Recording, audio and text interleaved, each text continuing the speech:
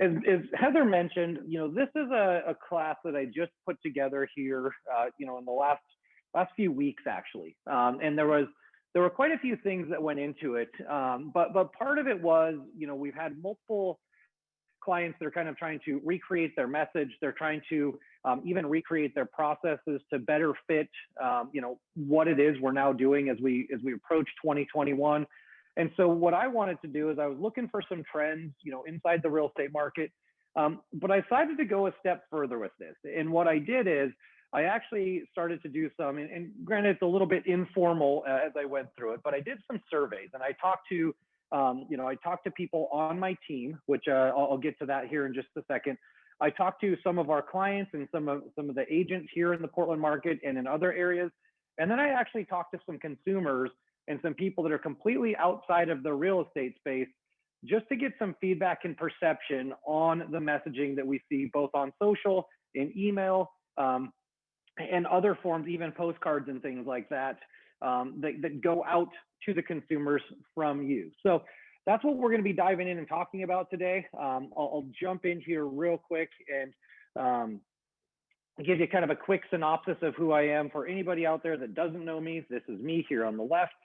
And I work for West, as Heather mentioned. And so at West, what we are doing is our entire job as a company is to focus on marketing and technology when it comes to real estate. And so while we have all of our amazing closers, sales reps, and people at WFG, even our customer service department and whatnot, that is not our focus. Our focus is to be a nerd, and nerd is the lovingly given team name that we have, as there are 14 of us across the country that are doing this, but we're always looking for best practices all across the country.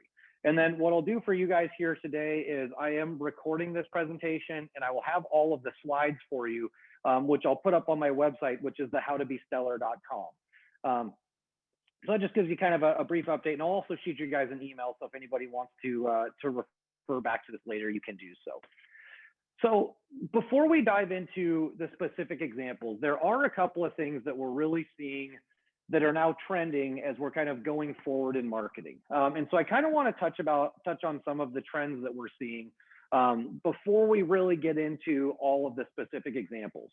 Now, one of these, this is the first one, this is one of the things that we started really seeing and getting pushed out toward the end of 2020. And I see this really being a bigger trend as we go forward. So when I mention case studies, and I talk about case studies over general information, this is a specific example. It was actually put out by Tom Ferry and his organization, and I really like it. But it goes beyond postcards. And what we're doing is we see a lot of things, whether it be on social, via email, via postcards, where the standard card that goes out or the standard message that goes out is really, it's all about, just sold. So we just sold this house for $599. Once in a while, it will say something like, $20,000 over asking or something like that. But it's a very kind of just generic card. It's a picture of the house and it is the price of it. Well, what we want to do is we want to paint a little bigger picture than that. So what we want to do is be like, okay, you as agents, and I actually heard, I don't know how many of you guys know Jimmy Mackin. He's a guy, he's part of Curator, but he's a very smart guy when it comes to marketing.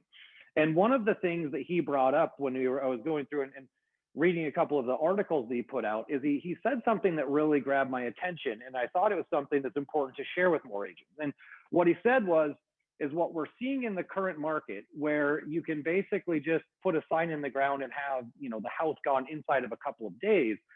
What we see is traditionally agents are actually pulling back on their marketing of their homes because they say, okay, I've got this listing. If I put it on the MLS and then I, put a sign in the yard, maybe make some flyers, it will be gone before any of my marketing even gets out. So I don't need to worry about it. I've got that check. Well, his take on this, and something we've talked about in our team, is that that's the exact opposite thing you want to do right now. So right now, while listings are flying off the shelf, instead of just trying to worry about that particular listing getting sold, that most likely won't be an issue, what we need to do is try to create demand or try to figure out a way to get more listings out of that. So the bigger groups that they're working with, and some of the groups that we're seeing, they're doubling and tripling down on the listings they have because they're trying to get more listings. And things that they're doing are basically stuff like this, case studies. Okay, we come into your house, Mr. or Mrs. Seller, or whatever you want to call them. And what we're going to start out with is we're going to have a 4 weeks prep and marketing plan. And you walk through and you say, this is all the stuff we're going to do. And that's why I really like this card, is it highlights all the things that you're going to do. Then what we do is we bounce to the next one and you say, okay, based on all of this stuff that we just did, here were the results. We were sold 6 offers in 5 days. So if I just send out a just listed postcard or a just sold postcard, yeah, they'll like the house. They'll glance at it quickly if they know where it is or which house it is, but then they'll probably move on.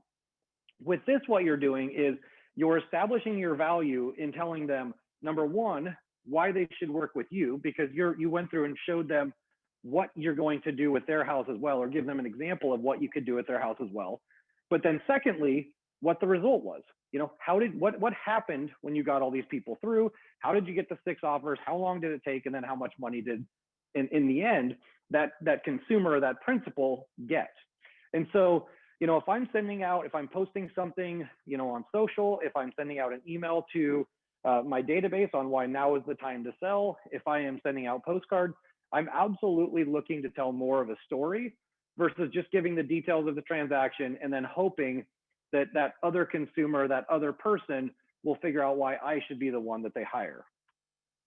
So the next trend, this is another one that it isn't necessarily brand new, but what we are finding is because we are living in an even more digital environment, we're looking for more and more ways to really skim. I mean, for lack of a better term, we're trying to be able to skim everything without having to read it all. So when we're using things like top lists or, something along the line, like the top 3 reasons, the top 13 reasons, top 10, we see a lot of those types of things. The reason that we gravitate toward those is the hope is we can read the actual topic. What is it we're going to learn about? Then I can go through and I can see the different bullet points, or in this case, the number 1, number 2, number 3. I can go through and read those. And then if there's one of those topics that specifically grabs my eye, then I can read the paragraph underneath.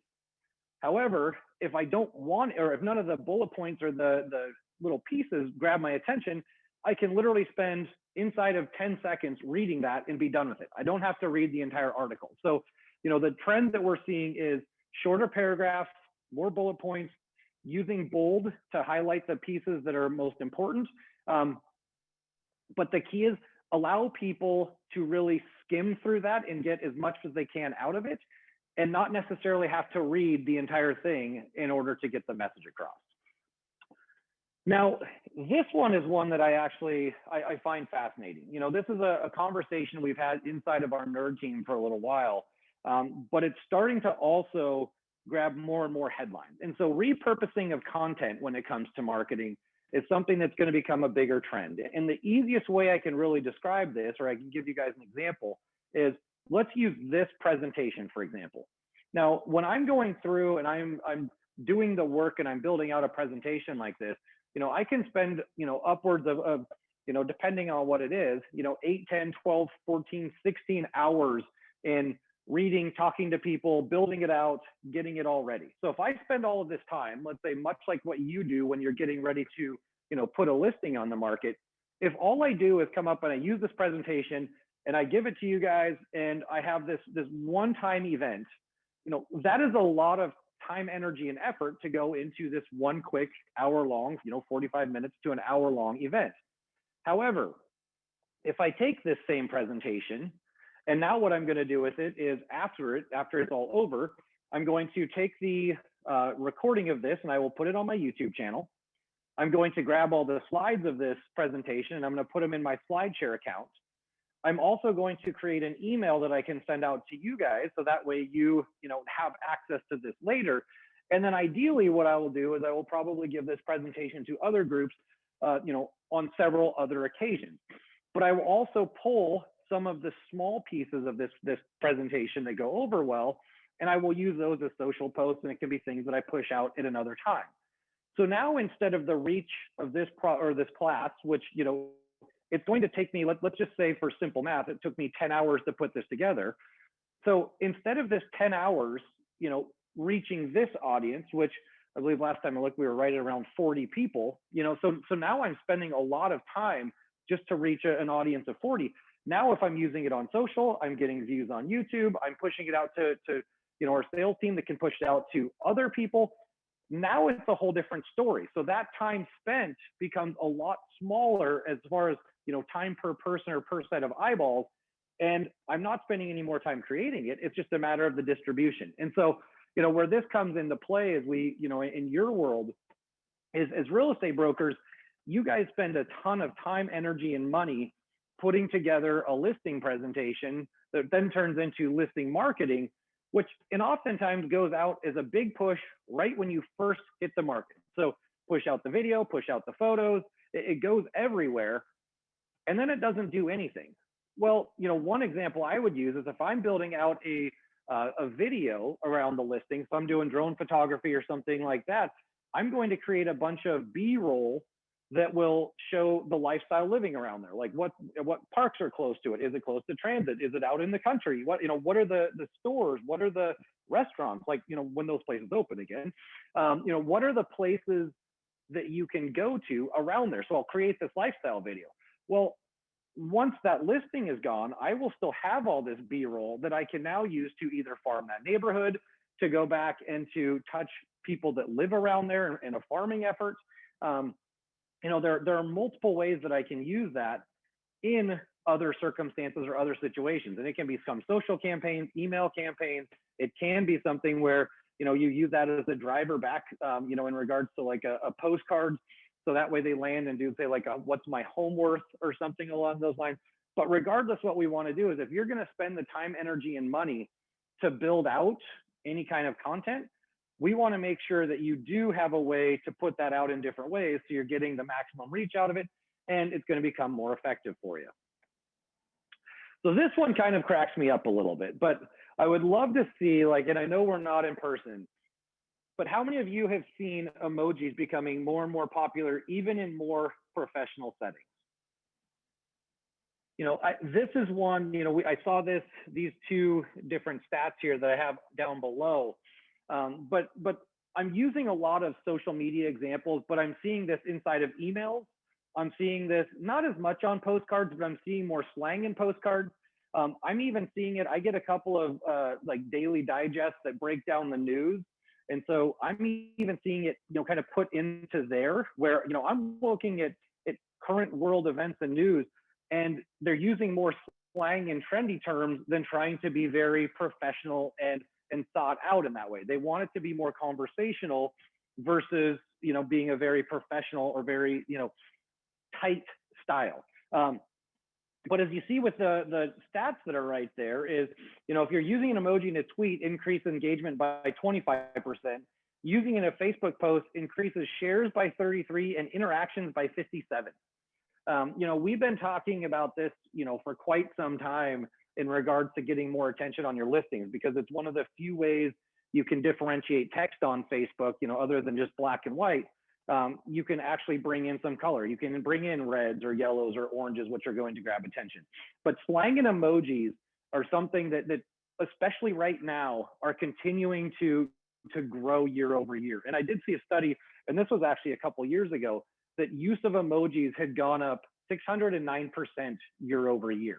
So I wasn't able to find a current thing, but if you go just a couple years back, year over year emoji use is up 609%, which I thought was just incredible. So that's going to be another trend that we're going to see, as we're moving forward and we're thinking about ways that we want to word things. If we're thinking about how we want to actually frame the verbiage we're putting out there, I would think about what your emojis and things are going to be using also. Now, this one is one that I actually love this chart a lot. We talk a lot about focusing on the consumer. We always want to make sure that when we're creating messages and we are creating something that's going to go out to consumers, that they are going to find value in it, or they're going to find need in it. And one of the things that we look at is, are we providing, are we looking at pain points, or are we looking at solutions? So, the solution is, let's say down at the bottom, you look at the top left, the guy hurt his knee and he says, I need a bandage. That's the solution. Well, the problem is, or the pain point is, I need to stop my knee from bleeding. So if you think about, I like to take this into the, the real estate space. And let's say that somebody's like, okay, I need to be closer to work, right? That's the pain point, and the pain point can be like, are you tired of sitting in traffic? That can be a pain point. A pain point could be like, I'm scared that if I sell my house, I want to move, but I don't know that I'd be able to find something I like to live in the time frame I have once I sell my property. So these are all pain points that people have. They're fears. So where you can come in and talk about solutions, instead of saying like, who wants to buy a house, you can be like, who doesn't want to commute across town anymore in order to get to work, or who needs an extra bedroom in order to have, a space for your kids to go to school, or for, you to work in an office and have a little peace and quiet. So going through and identifying pain points and then showing how you offer up solutions is something that if you can do this through case studies or storytelling, is going to resonate and get a lot more attention than if you are, just going through and putting out products or pushing services without identifying why we need them. So I really like the pain points versus solutions model. So why does all this matter? I'm talking about all the trends, but I'm going to dive into these. Now we're going to get into a lot of specific examples, and there are some very tangible reasons why this does matter. So if we look at, and I'm using social media posts, but I've done a lot of research, and we see similar trends when it comes to email open rates. We see similar trends when it comes to even like response back to letters or postcards or things along these lines. If we look at the industries, who sends out the most stuff per week? Well, it's traditionally real estate. I mean, that's your job. Your job is to constantly be out there posting and sending things and promoting and touching base with your clients. And so there's this huge amount, or this huge volume of posts that go out. And yet, if we look at the other side of it and you look at the results, look at the interactions per post. And if you look at this, so I'm going to flip back real quick. I'm going to go back here to the activity. So where does real estate fall? You see where real estate falls on top, and where nonprofit education falls right there in the middle. So they're at 8.5 per week. So basically, we're talking about a little over a third as many posts. And yet, look at how much more interactions they get. And if I were to ask you to kind of ponder, like, why do you think with all the posts and things that are going out involving real estate, they get a fraction of the interaction versus nonprofit or education? Why do you think that would be? And what we found is, and this is where some of the polling, and this is where, some of the, reading some of the articles, is what we found is traditionally from the consumer, when they see something come out from nonprofit or education, it's something that is either valuable or emotional or tugs on their heartstrings, which kind of goes along with the emotional part. But what the general consensus when we were talking to the people is they were like, no, if they're going to send something out, it's going to be pertinent. They're not sending out things that don't actually bring value to me. And so that's where you get, consumer goods, e-commerce, that's traditionally going to be things like retargeting and whatnot. So I'm sure you've all seen where you're searching for something, and then next thing you know, you're getting stuff that goes out that is that's very similar to things you've already looked at. So that's why they've got some very targeted results that work out very well. But the nonprofit and education, it's all based on value. So then we get into these examples that I was mentioning to you earlier. Like, okay, so what was something that was said out there? And once again, I do want to be careful with this because, one of the things that we're looking at is, we're looking at why words matter and then how they are portrayed as a consumer. So these are examples of social media posts for the most part, but also some messages. Some of them have come directly to me, like from people, and some of them have been sent over to me by either colleagues or clients or even friends, family, and some other random consumers and stuff that I've talked to. So why do words matter? Now, here's an example, and I'm not sure how many of you guys have seen this. I don't know who's selling this system or who's teaching this system, But I get a lot of introductory messages like this. And I'm not trying to pick on Mark here, but with Mark, like, and I get probably 5 of these a week on LinkedIn where I will accept somebody's connection request, and I immediately have a message in my inbox inside of the first like 3 to 5 minutes. I then 2 hours later get another one that says like, I'm not sure if you saw my last message, but, and I get these in my inbox as well. I mean, if I wake up every morning with probably, I don't know, somewhere between 30 and 50 emails that are trying to sell me something in my work email. And then I'll get another one like a day later. Well, the reason that I look at this is I say, okay, I don't know Mark. He probably does a great job. He probably does good business. But what he's saying is, do you or your clients ever need to pull gas or cash out from your investment properties or have goals in mind? Well, one thing that my first question would be like, okay, so did you do any research on what I do? I'm a marketing and tech person. Yes, I do work with real estate brokers, so I'm assuming at some point in time they might have these types of clients. But why would he be going to me, and how is it that I'm going to benefit from this pitch? So what I would do if I'm trying to do something similar, let's say I'm trying to send something out to Bob right now. Well, first of all, this is how I would write this. I'd say, okay, in looking at your LinkedIn profile, this is a LinkedIn example, but this can also be something where, you know, you search their website to figure out what it is they do. It could be something where it was an introduction, you know, from a friend or family member or something along those lines. But do a little due diligence before you reach out cold. And I'm gonna say, in looking at your LinkedIn profile and getting to know your business, there appears to be a few opportunities for us to work together. Correct me if I'm wrong, but you are an expert in the field of real estate business planning. On the other hand, I focus on the marketing side. I consistently have clients that need planning help and would love to chat for 5 minutes to see how we can team up and help each other better serve our clients. Now, the nuances there, you know, and this is even more generic example, but in the nuance there, the reason that I would be emailing Bob is I'd say, okay, number one, let me tell you that I've actually done my research. Based on what I have seen, this is what you do. So I'm affirming the fact that this is what he does. And if he doesn't, then it probably won't be relevant. 2, I'm saying I oftentimes have clients or I have people that are going to need your service. So now I'm like, okay, I'm validating what he does. I'm telling him I can actually bring additional business or people to him. And then I bring in, okay, and this is how we can work together. And so this is how it can become a marketing opportunity for both of us. So if I'm looking at this as a tangible example or a way to reach out, or I have somebody that emails me, what I want them to do is I want them to know, number one, what is my business? Number 2, what is it that I do inside of that business? And number 3, how will your product, service, offering, whatever it is, save me time, money, or be a benefit in some way, shape, or form?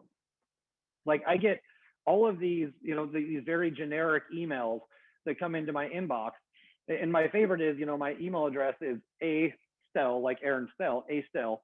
And it'll be like, Dear Estelle. Well, first of all, my name's not Estelle, it's Aaron. So you're kind of screwing up right there.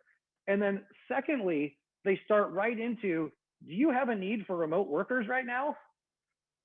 And you know, in my situation, in my position, if they would have done any research whatsoever, like, they would figure out probably fairly quickly that, number one, I don't actually do any hiring or firing. And 2, we have very much a corporate structure where they could go in and talk to HR and look at that type of thing, but they don't. They come directly to me. So what we really want to do is, you know, if you're trying to approach somebody cold for a business relationship, you know, this is different than your standard referral situation. You know, when you're sending out emails, let's do a little bit of research ahead of time. Let's identify where there actually is an opportunity, and then let's create ideally in this situation, I would even like to create a case study where I can tell them how we've worked together or how I've worked with other people in the past. So here's an example of, and I saw quite a few of these coming up, you know, over the last, well, basically the last month or so, because this is a time when awards and whatnot go out. And the question I asked is, you know, when we were sat around as a team, but more importantly, when I asked agents what they thought about other agent marketing. So once again, these are not my words, so don't be bad. But the response I got oftentimes was, a lot of times it seems like it's bragging more than it is a gratitude post. And so that was one of the main things I heard from both consumers and I heard from agents when they were talking about the marketing they saw from other agents. So here's an example of one of the things that I saw. I saw several that kind of went along this way. So Realtor Bob's going to be my guinea pig for the rest of the presentation. But what he said is, he goes, well, wow, I was #1 in my office, #3 overall for 2019 or 2020. What an incredible year, or what an incredible year my team was, or my team worked super hard. Can't wait for 2020. Sorry, I butchered the reading of my own little thing here, but the whole point of it was like, wow, I had an amazing year. I was #1 in my office, #3 overall. What a year. We worked super hard. Can't wait for the next year. Well, what if you would have said, so let's switch that around a little bit and say something along the lines of, I am filled with such immense gratitude. I can't thank all my wonderful clients for allowing me to do what I love. I'm so grateful for my family, friends, and past clients for their support and referrals, and more importantly, their trust. Because of you, I was the #1 agent in my office and #3 overall. And so while it has that same statement at the beginning, let's start out with the gratitude of saying, like, how did we get here? And I realize that there are going to be times where, your audience is different. You're wanting to, give your team some kudos for working super hard, or, you're just wanting your clients and your other people that are in your sphere to know that, hey, I had a great year. And so it does show those breadcrumbs of success, which is super important. And, I would also say, like, in any of these are going to be more words like what I would use. So I would say use your own words. But starting out with thanking all the people that got you there is going to resonate better with both your clients, and if you're talking about other agents, they're going to be like, oh, wow, this person is very humble, and congratulations, you did amazing. So here's another one that was along the same lines. I saw a few that were similar to this, and I got a couple passed on to me that basically they said, your boy did pretty big things last year, or it was the other kind of examples were like, wow, that was another amazing year for myself and the team. And it was just a very quick statement, and it showed the trophy being held up, which, once again, there's nothing wrong with that. But if you're talking about your audience and how that's going to land, what is it that you're trying to do? And traditionally, I think you're trying to say, thank you for all you do. So this is where I'm going to reframe this slightly again. I'm going to say, as I look back at last year, I can't help but think of all the people that helped make this possible. It takes a village to be successful, and without your support, I would never made it to where I am. And so, the tonality of this is, once again, it's saying, thank you to everybody that got me here.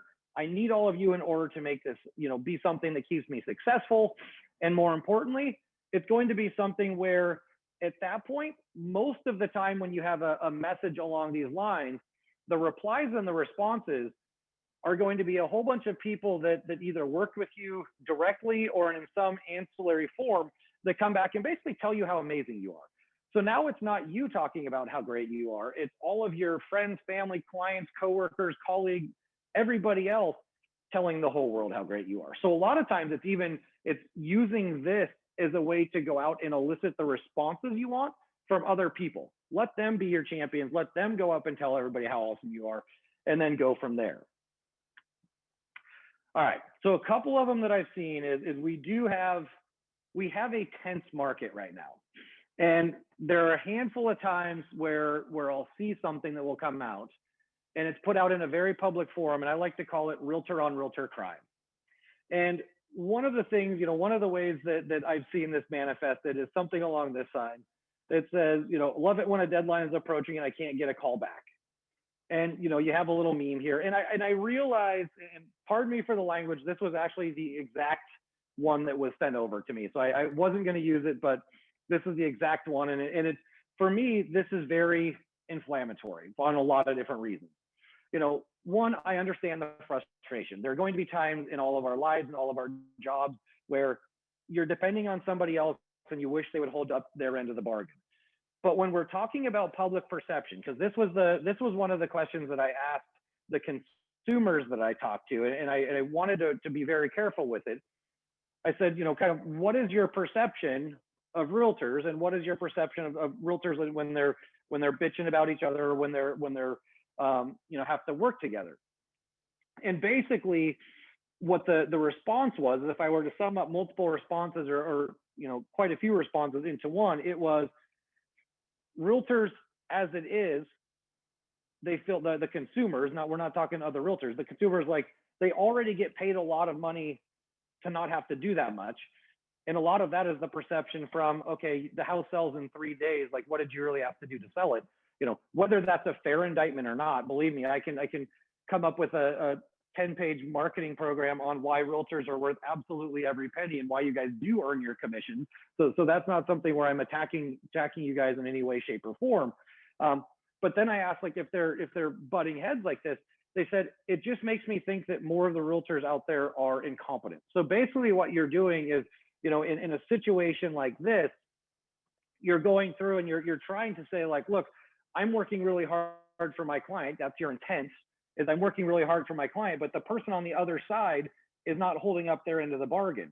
Well, how that is perceived by the client is basically they're saying, okay, the whole real estate profession is getting knocked down a notch. So while you're all independent contractors and running your own business, the general consumer oftentimes doesn't really know how that works. So if one realtor is knocking another realtor, it's knocking the entire profession down a peg, and thus not something we probably want to dive into. So what they could have said, nothing. Just don't talk to your friends. Like, you guys that are on this call, I'm sure you have lots of agents inside of your office, or you have, a spouse or a friend or a buddy or something. By all means, afterward, go grab yourself a big glass of wine, go have a cocktail, go do something, vent as much as you're going to need to.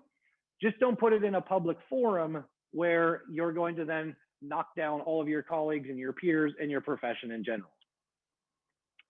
So the other question or one of the things I got is, I did have a handful of consumers. So once again, it was not necessarily agents, but it was a couple of consumers that brought up, they said, man, it just seems like all they ever talk about is how hard they're working. So then I was going through and I got some specific examples, but the examples I got are things along this line, like, wow, another 16-hour days. Sometimes I just don't know how I get it all done. And once again, it's not even that that's inaccurate. You are working very hard. You do spend all of these hours and odd hours working. And it's something that in your reality and with what's going on, especially now while you're having to kind of adapt all of your systems and strategies, it's very hard. And all you're trying to do is just be like, man, I'm working a lot right now. But what they heard was, number one, where you run into trouble is, man, I'm too busy right now. I'm not going to call them. I'm going to call somebody else, because it can actually end up working against you, where now they're like, oh man, my favorite agent's working 16 hours a day right now. I'm going to use this other person over here, and that will make it feel, or then they can actually, service me a little better when it comes to my home buying process, versus, having this agent that's already overwhelmed get even more put on their plate. But what you could have said is, there are other ways that you can word this. Instead of saying, like, I'm so busy right now, you can say, one of the things I love about my job is the flexibility it provides, but it definitely does require long days at times. Working with my clients makes it absolutely worth it though. So now if you're working with this person, or I'm working with you as an agent, it's not you saying like, oh man, I'm so busy, I don't have time for my clients right now. It's like, man, some days this job just requires some long days, but because I'm working with some amazing people, creating some amazing stories, changing people's lives, it makes it worth it. And I can't wait to continue to do that for more people. And it's a change in tonality where, number one, they'll be like, oh, thank you so much for putting in all this time for me. And number two, it will also be something where, in theory, unlike the other one where they're like, oh, maybe they're too busy, I should call someone else. With this one, it's like, nope, it's worth it. They're still my person. I'm still going to call them. And so that's where, just a slight twist on the words and how you're doing it can very much make it to where the people that are going to refer you out continue to do so. And it also isn't a situation where you're going to alienate anyone. Now, this is one that came up just a couple of times. And this was actually more agents that brought this up to me than it was consumers. But we're calling the title, thanks to everyone but. So this is an example of one I saw where they said, so grateful to have such an amazing team. Rolling through Q4 right now with 11 pending sales, whether buying or selling, we got your back right here in Portland, Southwest Washington. Now, there are a couple of things to digest when we look at this. And when we broke this down as a team, one of the things that we looked at is like, okay, who's the audience? Now, for some agents and for some brokerages and some brokers, the goal is to be reaching out to other agents, basically saying how successful you are. And that way, if you're trying to recruit or something, then this could be a very powerful message and this might work.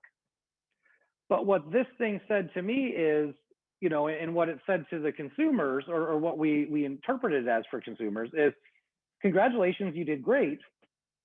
But there's no, there's mention of you, there's mention of your team and future clients, but there's no mention of all these people that actually bought the houses that are in the photos. So what they could have said was, very similar. You can still put the same stats out there. Been an incredible Q4 with 11 pending sales. Thank you for all the people who trust us to guide you through new home. Also give a shout out to my team who has been grinding to make sure each and every client gets the attention they deserve. Whether buying or selling, we got your back. So you can still use a lot of the same verbiage that you used in the previous post. But once again, the difference is you're giving that gratitude to thank you for all the people that allowed us to guide you into your new home. And I do actually like the shout out to the team who is working really hard to make it happen. And when I say team, it doesn't even have to be your team. I mean, as realtors, you guys have a huge amount of people that are involved that are your extended team. That can be lenders, that can be inspectors, that can be contractors, that can be your title and escrow company. That can be a lot of different things when we talk about team. And it does take a village to get all of these transactions through. So I would just make sure that when you're going through and you're thanking everyone, this is a very fresh moment for these people who just bought these houses. I would always start with those people, especially because you're trying to make them your champions to go out and tell their friends and family before we start diving into the other people that help get that through. And once again, our goal in this would be to either get reviews back on a website. So now all of a sudden you're sending this out via email. So all of your happy clients are going to reply back, or they're going to go and review you online. If it's on social like this, it's all of the clients that worked with you in the last quarter are going, thank you for making that such an amazing experience. We love our house. We love you. So it's about that feedback loop as well, in order to make sure that everyone knows what an amazing job you're doing. All right, this is one that's always fun for me.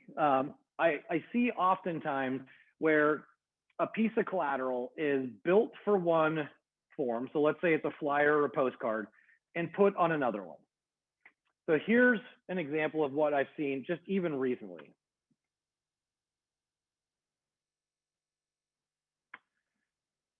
Okay, I'll give anyone on this call $20 if they can tell me what the participants are going to receive. You can go ahead and throw it in the Q&A box. Anybody?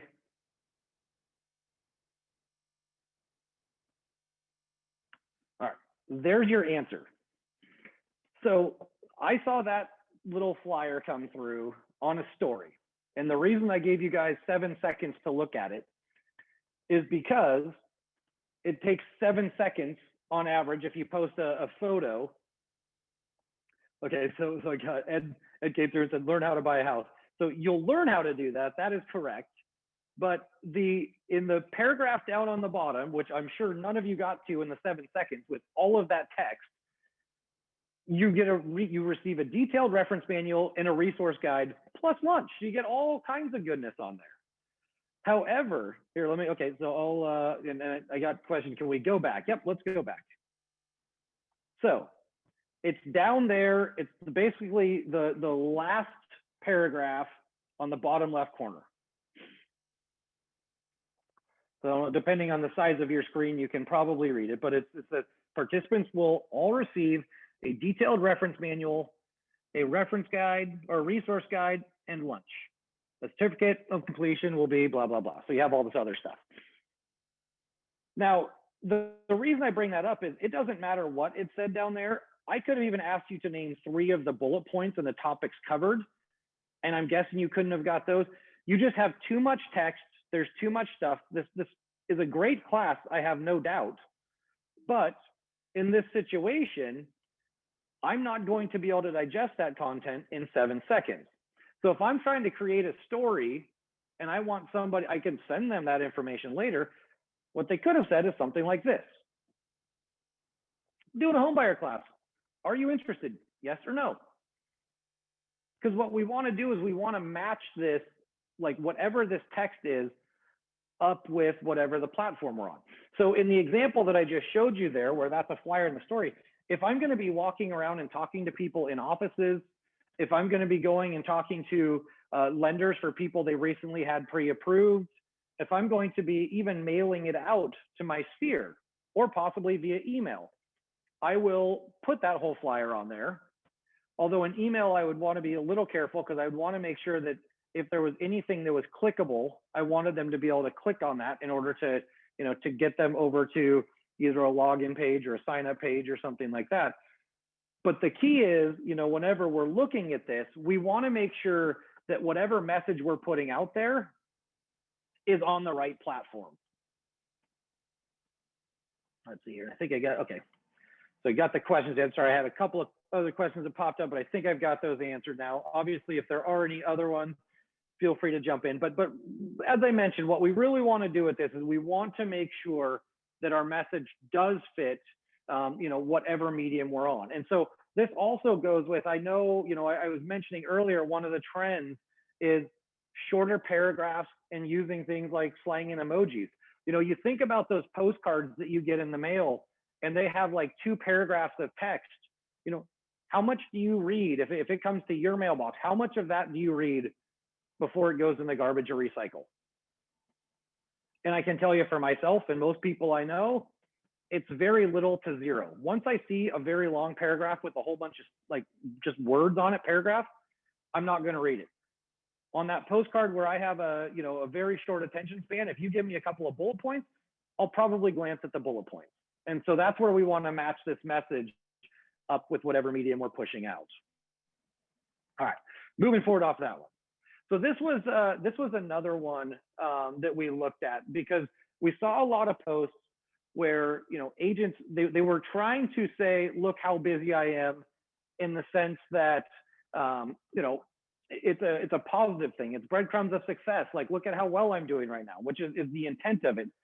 But how it came across is something along these lines. This one, and granted, I look at this and I find this kind of funny. It said, I need to figure out how to clone myself. 8 new listings, 23 in escrow, and 4 open houses this weekend. And I thought the meme was actually kind of funny when I saw it. It grabs your attention. It's this old lady, and it's entertaining. However, going back to the previous slide that we talked about, or the previous messaging we saw, when you're sending out breadcrumbs of success, because we do see a lot of people that not only post things like this on social, but they will post, the number of closings in a month, or they'll do the number of closings in a quarter, or they'll do. So basically, it's a positive thing as far as reinforcing that you're actually doing business. But if you're talking about how busy you are, that oftentimes can also make people think like, I don't know that they would have time for me. I don't know that I will get the individual attention that I'm looking for as a consumer. So how can you go through and change this up? So that was what was said. Here's what you could have said. So with this, say, okay, wow, what a productive week. Real estate market is really taken off. And if you're considering making a move, we should be talking right now, or why right now may be the time. So you're still saying, I'm a busy little bee. You could even throw in some of the stats that you had on the previous one, but it isn't trying to talk about how busy you are. What it is, it's talking about the market and why it might be a great time now for them to sell.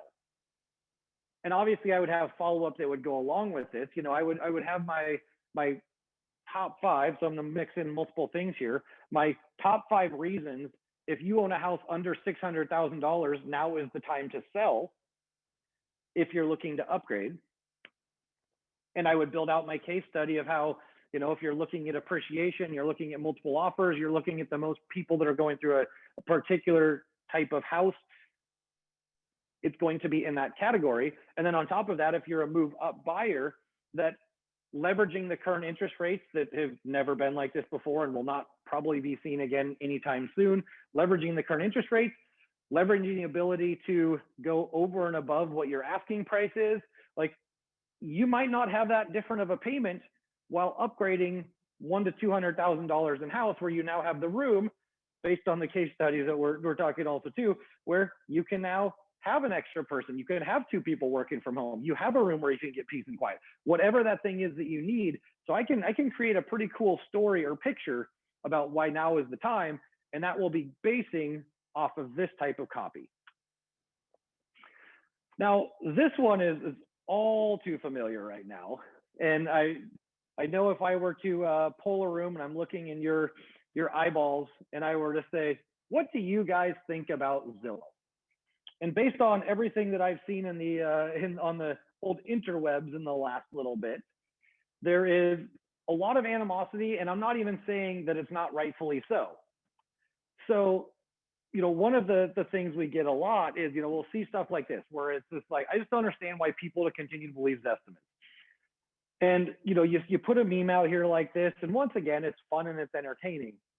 But one of the things that we always have to remember, and we always have to tread on somewhat lightly, is depending on who your clients are, but most likely your clients are going to be, home buyers, or they're going to be homeowners. They are going to these websites. They're going to Zillow. And that's the reason that Zillow is scary to me, is not necessarily because of the tech they're buying up. The reason that they're more scary to me is because what Zillow's doing is they're finding more and more ways to control the consumer, which that's the part that I would have fear about, is like, okay, so how do we keep Zillow from taking control of all of the information the consumer gets? So, how do you reframe that? Well, you can really use Zillow against themselves if we're talking about pricing. Now, getting into the showing time situation or whatever that's going on right now, that's a whole different story. Zillow is trying to figure out ways to control or have a piece of the entire real estate, like basically ecosystem.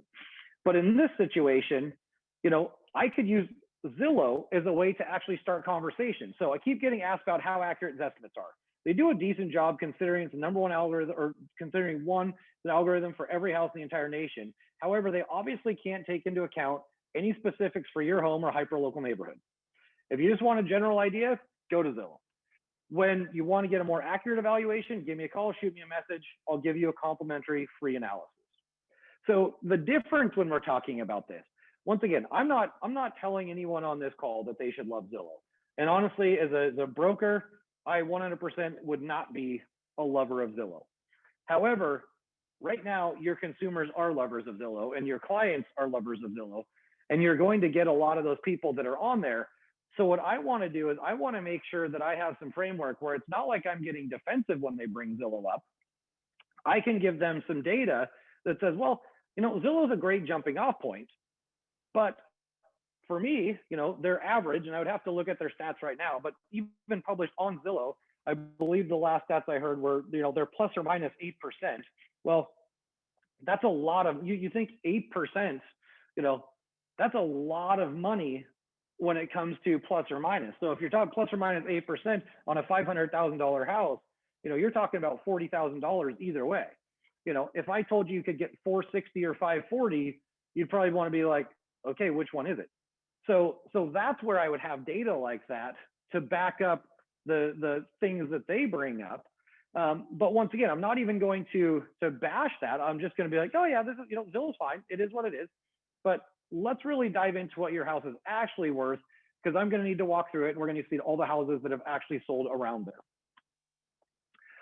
So, as I'm going through these, I know we're kind of running up on time, but we're actually getting pretty close. There are a couple of things that I want to look at, once again, just from a positioning standpoint. Check out my new listing post, check out my new listing email. These are all the just listed postcard. Once again, I'm using social, and I'm using Bob the Realtor as my example, but I see this in across all the different media. I do see this on email. I see this on postcards. And so what I usually see is something along the lines of this, like, check out my new listing that just went live. And I'm like, so if I'm scrolling through, or I'm picking up that postcard, or I'm opening up that email, I'm like, great, you got a new listing, but how does it apply to me? Like, what is it that will make me want this property or want this house? So here's how I would change, any of the different types of pushes that I'm going to use with a new listing. So I would say something along the lines of, who do I know that wants their kids to go to JFK Elementary School or would like to have this be their kitchen? I would love one of my friends' family or someone I know to have first crack at this amazing house. If you or someone you know is interested at all, let me know and I'll schedule a time for us to walk through it. Now, the big difference there is, if you say, check out my new listing, that's fine. Or if you say just listed, that's fine. You're giving data. It's going to grab, based on the photo, a certain number of people. However, if you give them, and I always want to pick the one or maybe two things that you think are going to sell that house. This can literally be a kitchen, a view, a school district, an area. It can be a neighborhood that just hasn't had anything sell in there forever. But give me that reason why I want this house. And if you tell me that, number one, if it doesn't apply to me, I'll know immediately and I can just like move on.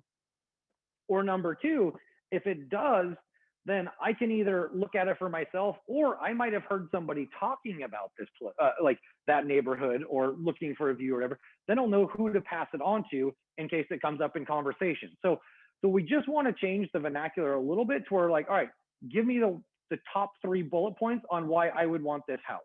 Not all of them, the reasons that someone will sell. Like, nobody, I've said it before, I'll say it again, nobody buys a house for the 3rd bedroom or the hall closet or even the little half bath traditionally, that's going to get used most of the time. The reason you buy a house is it's going to be 1 or 2 major factors: area, school district, kitchen, great room. There's going to be a couple features that make you just go like, all right, I've got to have this house. And that's what we want to feature. Everything else they can find when they walk through, or they can go to a details page on your website, see the rest of the 32 photos. All right, and finally, the one thing that we want to change, and I don't see this a lot, but in a stressful market, I've definitely I've had a few of these come across my bow, and I've had a couple of these that have come across from other clients or even team members, is the client shame. While working with people in mass is always going to be something that makes you want to pull your hair out at times, unfortunately, we still need those people in order to get house transactions through. Somebody still got to buy and somebody still has to sell. So one of the, I'm going to give you 2 examples of ones that I've seen. So one's like this: just don't think I can take it anymore. You stated you weren't picky. 62 showings, 5 months has determined that was a lie. Now, especially in the current market, I saw this one recently. In the current market, when a house comes on and you have 30 seconds to make a decision on it before it's got 5 offers and it's gone, you are going to go see a lot of places over a period of time. And so this one's going to be a little hard, and you have to take into consideration whether or not it actually truly meets their needs or requirements, and you might be able to talk them out of that. But if I'm a client and you say something like this, or you put something this on your Facebook page right after we go touring, and you might not even have been talking to me, I'm going to be offended. And I think most people would. The other one that I saw not too long ago basically looked like this. It says, "I'm ready for some wine. Who's with me?" And it's it's calling them out specifically, the worst client on earth, and never have to talk to them again.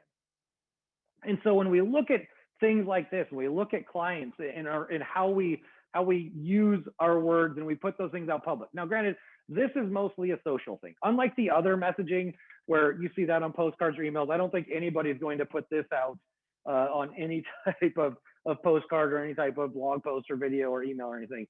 But in this situation, once again, we've got 2 different examples that I've seen in the last quarter or so, where people publicly put something out shaming their clients. And we always have to remember, no matter how annoying they are, or in this situation, you probably are ready to just drink some wine and never talk to that person again. We all have that person we can probably think of. but it doesn't need to be out there publicly. So once again, what they could have said, nothing. Just don't even bring up these topics. That's not something that needs to be out there publicly. Those things live forever, and you never know how that'll either get back to that person or that will resonate with another client. So thank you very much. What I'll do is I will go ahead and hold on here. Oops, I was gonna leave it there. I'll hold on. As I mentioned earlier, I'm going to go ahead and pass this recording on. So if anybody wants that, you'll get it via email here a little later today or first thing tomorrow. And then also I will have all the shares available. So with that, I will open it up to questions.